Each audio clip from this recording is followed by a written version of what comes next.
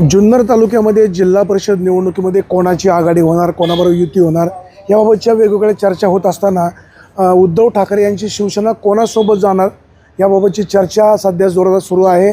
शिवसेनेचे तालुका माऊली खंडागळे, मंगेश अण्णा काकडे यांचे आमदार शरद सोनवणे यांच्या निवासस्थानी भेट झालेली होती।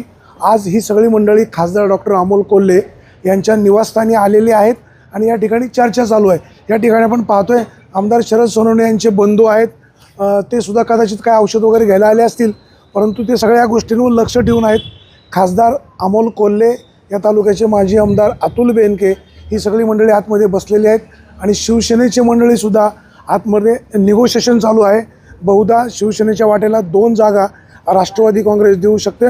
जर ही वाटाघाटी झाली नाही तर राष्ट्रवादी काँग्रेस जुन्नर तालुक्यामध्ये घड्याळ या चिन्हावर 8ही जिल्हा परिषद गटामध्ये आणि 16ही पंचायत समिती गणामध्ये निवडणूक लढू शकतात। परंतु उद्धव ठाकरे यांची शिवसेना आणि राष्ट्रवादी काँग्रेस एकत्र येण्याची दाट शक्यता आहे।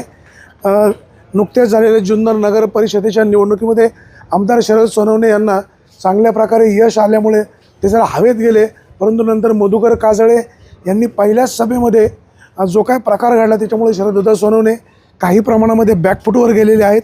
आता यावेळेला जिल्हा परिषदेच्या सगळ्या जागा आपणच मिळवायच्या, जिंकायच्या असा चंग आमदार शरद सोनवणे यांनी बांधला असताना खासदार डॉक्टर अमोल कोल्हे यांच्या निवासस्थानी दोन्ही राष्ट्रवादी काँग्रेसच्या कार्यकर्त्याची आणि शिवसेनेच्या स्थानिक नेत्यांची बैठक चालू आहे।